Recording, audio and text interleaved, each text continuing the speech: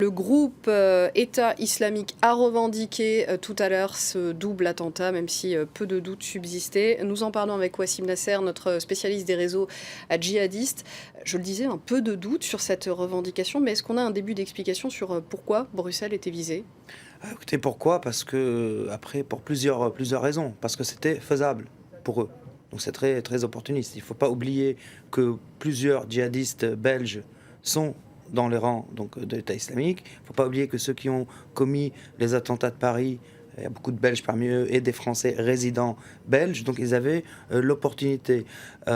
Pourquoi? Il y a des raisons, géopolitiques, hein, si je puis dire, parce que eux, ils ont deux messages. Donc premier message, ils disent, ils veulent démontrer qu'ils sont en train de venger toutes les populations qui vivent des situations de guerre. C'est ce qu'ils prétendent, en partant de Kaboul jusqu'aux confins du Sahara. Et deuxième chose, c'est la plus importante, ils veulent démontrer qu'ils peuvent exporter la guerre, comme ils l'ont fait à Paris. Ça veut dire le théâtre de guerre qui est défini donc, par la coalition à la Syrie, l'Irak, voire demain la Libye. Eux, ils disent non, on va exporter cette guerre au cœur de l'Europe, à Paris, et maintenant au cœur de l'Union européenne, à Bruxelles, parce que comme l'a très bien dit James André, c'est le cœur de l'Europe qui est frappé aujourd'hui. Donc il y a une grande symbolique à cela. Maintenant, il y en a qui disent, bon, il y a Salah Abdeslam qui a été arrêté, c'est une vengeance. Justement, est-ce que ça a un lien clair et établi? Je ne pense pas que c'est une affaire de vengeance, parce qu'une opération coordonnée comme ça ne se monte pas en 48 heures ni en 4 jours. Donc c'est des opérations préparées de longue date. Hein, ne serait-ce que pour préparer les explosifs, il faut des compétences et il faut des moyens. Deuxièmement, le fait qu'ils ont pu agir alors que la Belgique vit sous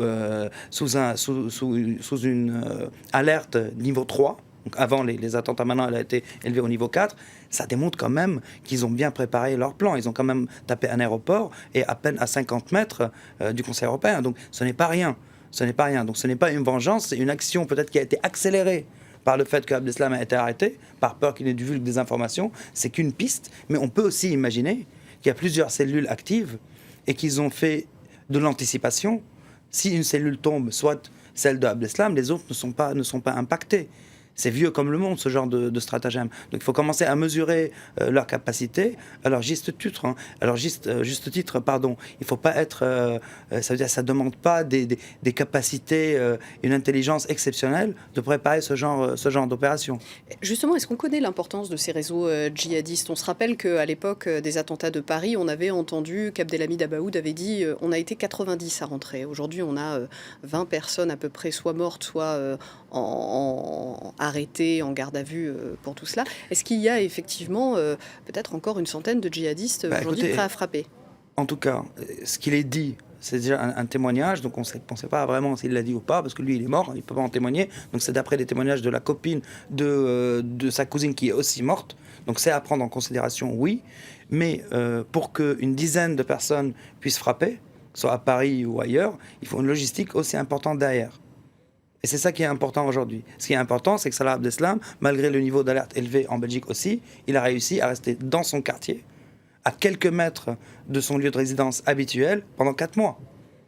Ce qui démontre aussi qu'il y a une logistique derrière. Donc cette logistique n'est pas forcément politisée, ou pour des raisons, c'est pas tous des soutiens, on va dire, ou des adeptes de l'État islamique. Ça peut être des liens familiaux, ça peut être des liens de quartier. On a déjà vu ce genre de situation humaine se produire.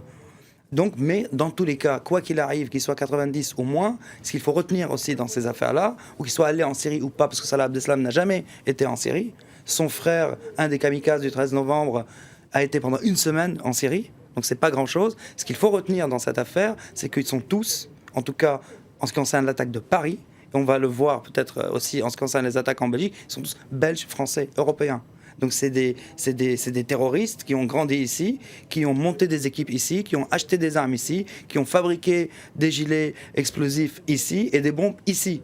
Donc c'est ça qu'il faut prendre en considération. La nature de la menace terroriste a complètement muté. Hein, par rapport, il y a encore quelques dizaines d'années. Voilà, elle n'est pas importée. Elle est importée idéologiquement, mais elle est montée, toutes les opérations sont montées sur place avec des moyens qui existent sur place.